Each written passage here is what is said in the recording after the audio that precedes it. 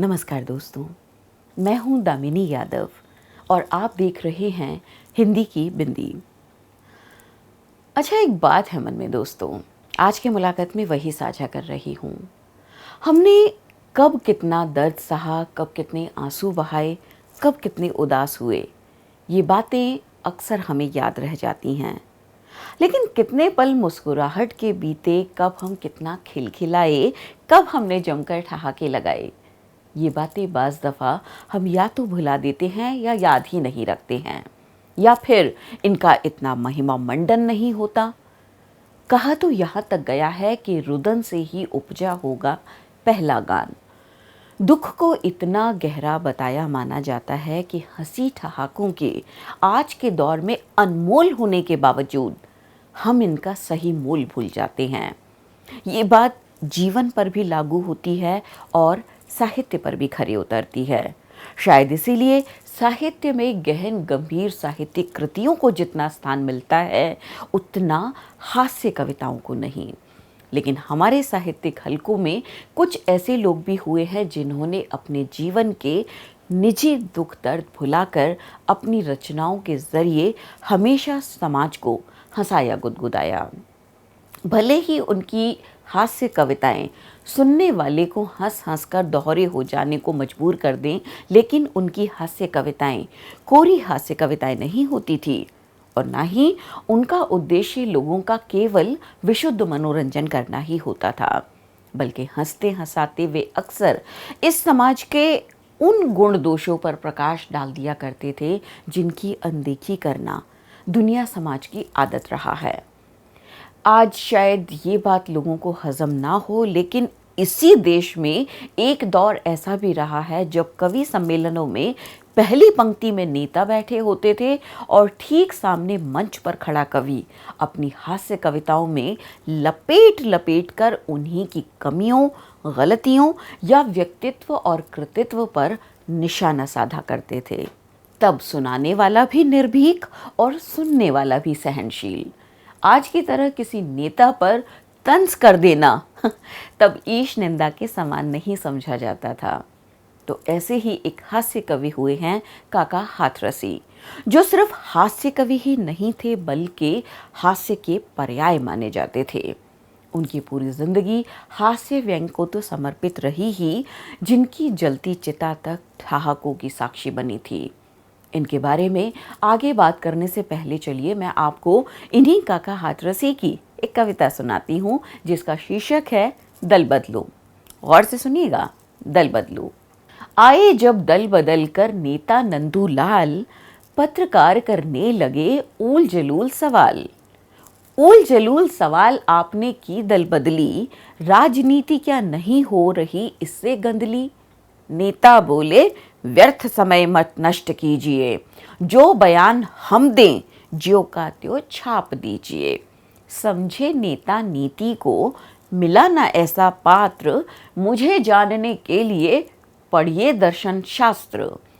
पढ़िए दर्शन शास्त्र, चराचर जितने प्राणी, उनमें मैं हूँ वे मुझ में ज्ञानी अज्ञानी। मैं मशीन में, मैं श्रमिकों में, मैं मील मालिक में, मैं ही संसद, मैं ही मंत्री, मैं ही माइक। हरे रंग के लेंस का चश्मा लिया चढ़ाए, सूखा और अकाल में हरी क्रांति हो जाए। हरी क्रांति हो जाए, भावना होगी जैसी, उस प्राणी को प्रभु मूरत देखेगी वैसी। भेदभाव के हमें नहीं भावे हथकंडे, अपने लिए समान सभी धर्मों के झंडे। सत्य और सिद्धांत में क्या रखा है तात, उधर लुढ़क जाओ जिधर देखो भरी परात। देखो भरी परात अर्थ में रखो निष्ठा, कर्तव्यों से ऊंचे हैं पद और प्रतिष्ठा। जो दल हुआ पराना उसको बदलो साथी, दल की दलदल में फंसकर मर जाता हाथी। जी, तो ये थी काका हाथरसी की बीते कल में लिखी रचना। ऐसी रचना अगर आज के समय में रची जाती तो पक्का काका की कलम छीन ली जाती। मैंने शुरू में कहा था ना कि तब की बात और थी। तब कहने वाले निर्भीक होते थे और सुनने वाले सहनशील। खैर, तो लौटते हैं काका की कहानी पर। वे हाथरस से थे, ये तो उनके नाम से ही जाहिर हो जाता है। और अपने अभिनय के शौक के चलते एक नाटक में काका का रोल निभाने के बाद वे प्रभुलाल गर्ग से पूरी गली के लिए ही काका बन गए। जहां पहले गली मोहल्ले से निकलने पर गर्ग जी का संबोधन सुनाई देता था, इस नाटक के किरदार की बदौलत अब वे पहले गली के काका हाथरसी बने, फिर पूरे हाथरस की पहचान ही बन गए। यहाँ तक कि हाथरस में उनकी याद में काका हाथरसी स्मारक भवन भी बना हुआ है। इसके निर्माण के समय तो उम्मीद थी कि यहाँ कवि सम्मेलनों के द्वारा काका की याद को जिंदा रखा जाएगा, पर समय और परिस्थितियों के चलते ऐसा बहुत ज़्यादा हो नहीं पाया। अपनी कविताओं में हास्य को जिंदा रखने वाले काका हाथरसी ने ऐसा नहीं है कि अपने जीवन में दुख दर्द देखा ही नहीं था, बल्कि सच कहें तो उनकी हंसी हालात की मार पर कड़ा प्रहार थी, जो उन्हें कम उम्र में ही अपने सिर से पिता का साया छिन जाने के चलते झेलने पड़े। उनका बचपन ऐशो आराम की कहानी नहीं, बल्कि कड़ी मेहनत का व्याख्यान है। उनकी पैदाइश के बारे में बताया जाए तो उन्हीं के शब्दों में सुनिए। दिन 18 सितंबर, अग्रवाल परिवार, 1906 में लिया काका ने अवतार।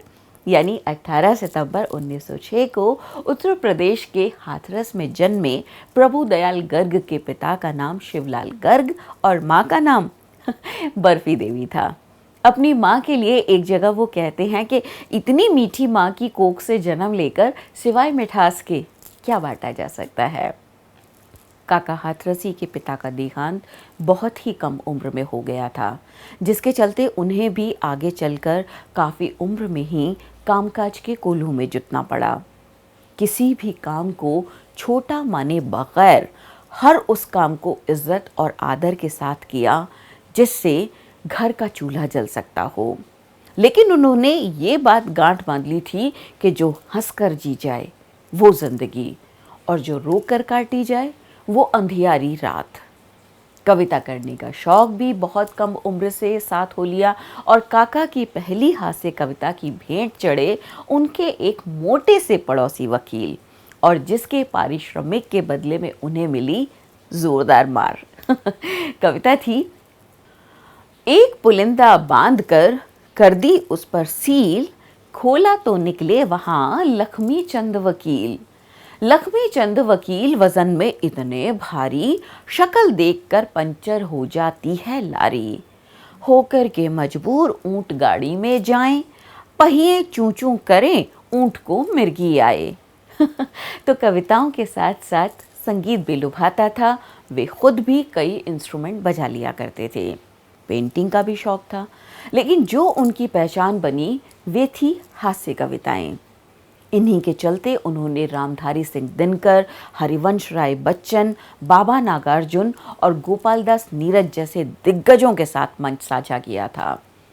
काका को सुनने के लिए लोगों का हुजूम उमड़ पड़ता था, जिसके चलते उन्हें सुनने वालों का प्यार भी भरपूर मिला और पुरस्कार भी अनेक, जिनमें से हमारे देश में मिला पद्मश्री और विदेश में अमेरिका के बाल्टीमोर में मिला ऑनरेरी सिटीजन सम्मान प्रमुख हैं।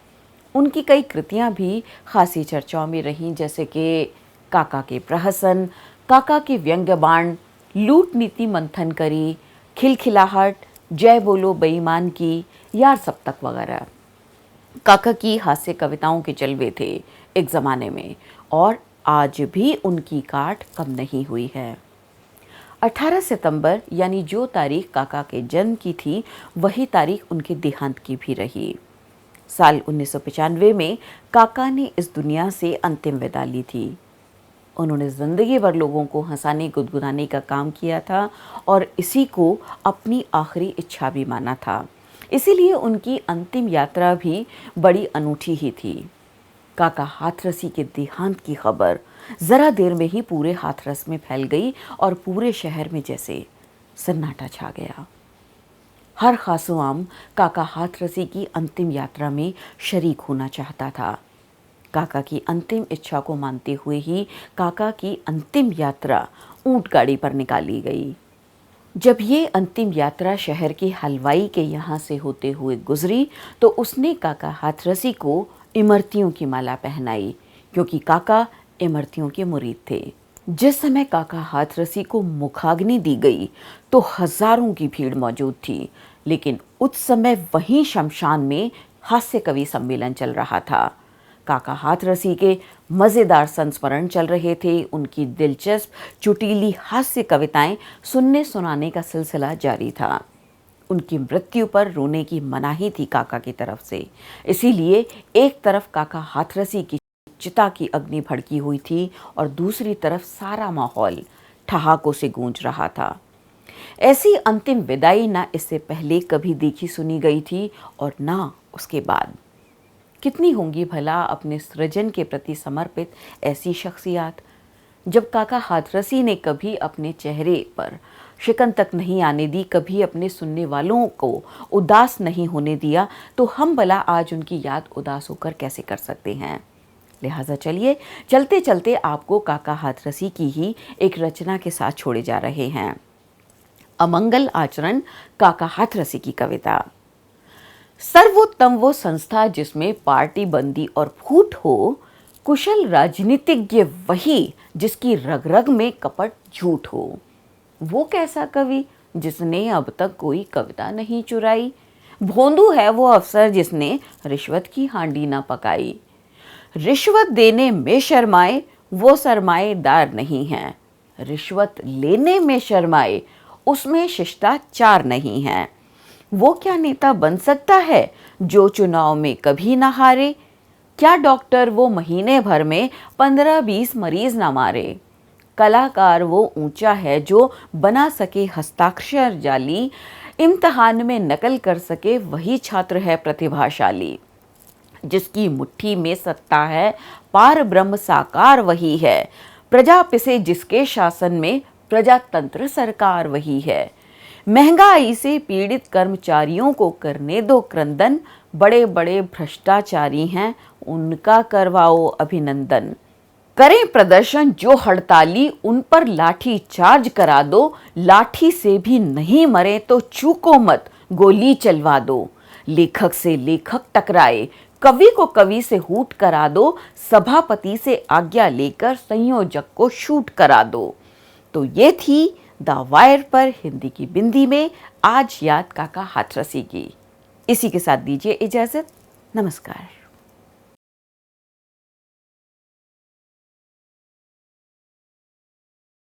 द वायर के और वीडियोस देखने के लिए सब्सक्राइब करें और बेल आइकन पर क्लिक करें। स्वतंत्र पत्रकारिता की आर्थिक मदद करने के लिए डिस्क्रिप्शन में दिए गए लिंक पर जाएं और अपनी राशि चुनें।